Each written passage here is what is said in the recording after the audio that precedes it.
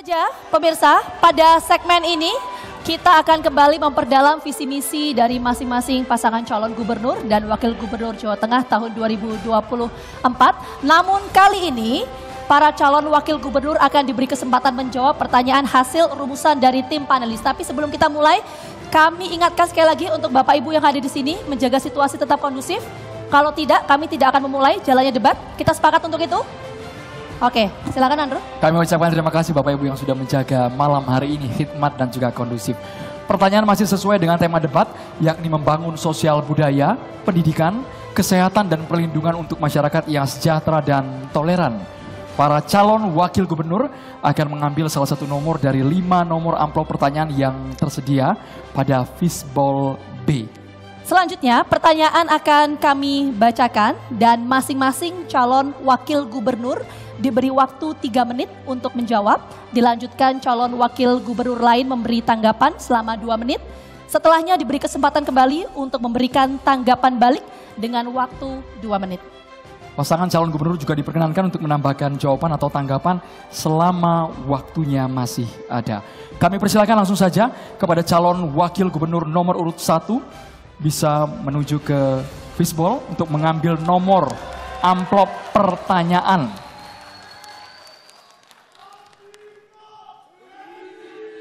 Sambil diperlihatkan ke kamera. 6 Pak ya. Baik, fishbowl B 6, posisi amplop masih tersegel. Pertanyaan ini ditujukan untuk calon wakil gubernur nomor urut 1.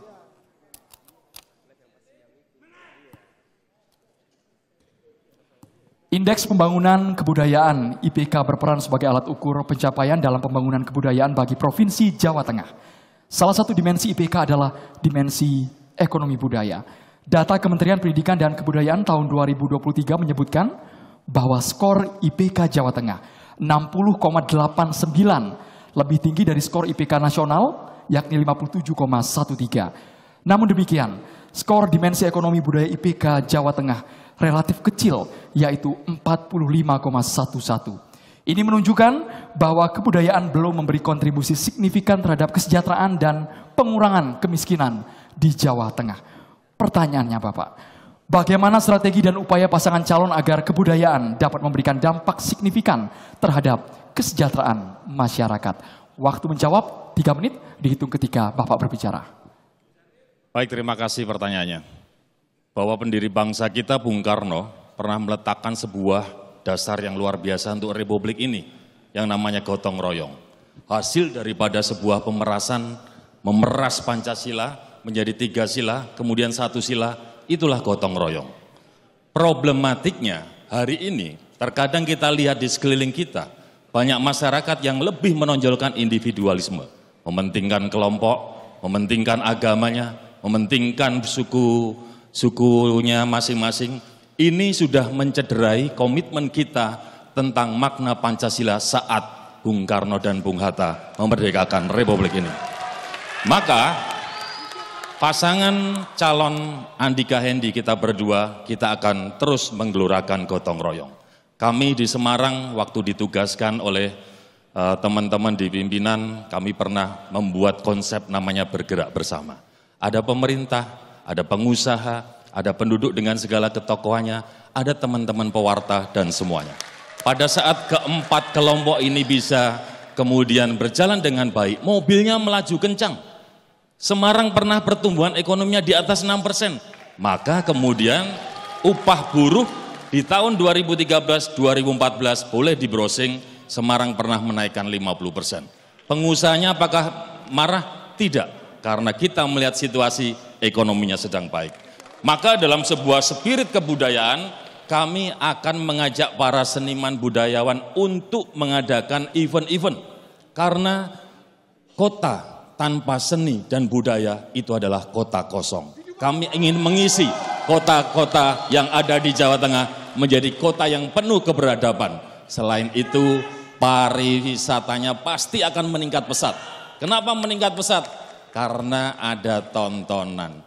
Karena ada event, sehingga para penonton datang dari luar pulau, penonton datang dari lintas provinsi, bahkan kota-kota yang ada di luar negeri akhirnya ada pendapatan untuk Provinsi Jawa Tengah. Hal ini menjadi program Andika Hendi ke depan, kami lihat peluangnya sangat besar. Provinsi Jawa Tengah ini gemah ripah lojinawi pada saat potensi-potensi itu dibangkitkan. Bagaimana kita lihat tarian ebek, bagaimana kita lihat yang di Semarang, Gambang Semarang, bagaimana yang di Solo, bagaimana yang tempat-tempat lain, itu apabila kemudian digelorakan dari mulai tingkat pendidikan dasar, pendidikan menengah, akan menjadi sebuah ciri khas budaya yang ada di Republik ini, khususnya di Provinsi Jawa Tengah. Maka kami berdua akan menggelorakan literasi budaya ini dengan baik. Terima kasih. Cukup Bapak. Cukup? Baik, selanjutnya mohon tenang dulu. Mohon tenang dulu ya, kita sepakat untuk tenang. Selanjutnya calon wakil gubernur nomor urut 2 menanggapi jawaban calon wakil gubernur nomor urut 1. Waktu Anda 2 menit dimulai sejak Anda berbicara. Mas Hendi, bahwa permasalahan di nasional kita termasuk Jawa Tengah adalah tergesernya minat anak muda terhadap budaya lokal. Kami di pemerintah Provinsi Jawa Tengah telah memiliki Perda nomor 3 tahun 2024. Maka kami yang pertama akan mengajak anak-anak muda ini supaya minat terhadap budaya lokal kita. Maka kami akan memasukkan budaya lokal ke dalam kurikulum pendidikan. Yang kedua, kami juga akan menghidupkan sentra-sentra kebudayaan yang sudah ada seperti Taman Budaya Raden Saleh Semarang. Juga Taman Sriwidari di Solo. Kami juga akan ajak para pemuda dan pelaku budaya untuk melakukan promosi budaya lokal melalui kegiatan pameran kebudayaan taraf internasional melalui kerjasama dengan diaspora.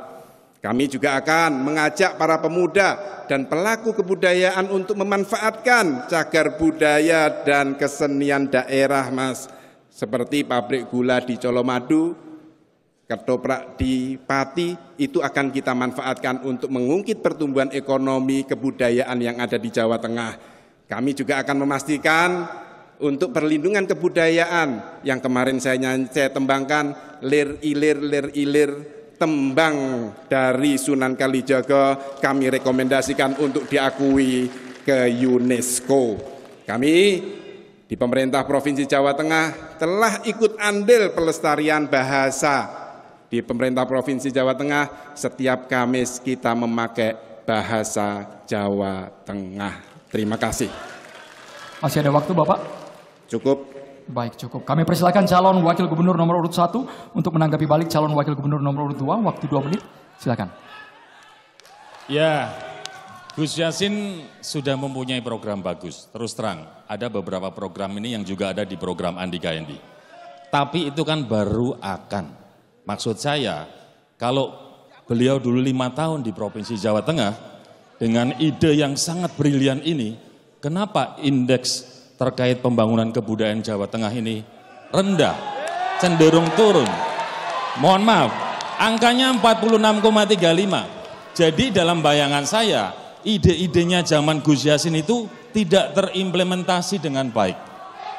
Kami pasangan berdua ini, kami berkomitmen dalam situasi apapun saya akan memberi masukan pada Pak Andika supaya programnya benar-benar menyentuh kemanfaatan untuk masyarakat Jawa Tengah.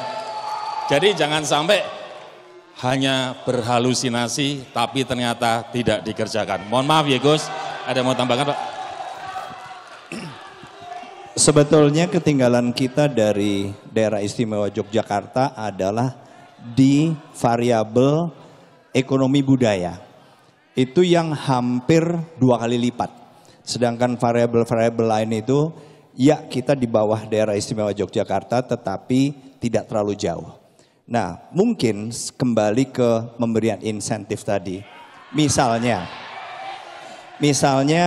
kafe, nggak usah yang memang misalnya warisan budaya yang memang pasti akan sangat bernilai. Tetapi hal-hal kecil seperti kafe ataupun restoran, apabila kita berikan insentif kepada mereka, misalnya kalau mereka itu biasanya mengundang live music, Itu kan biasa.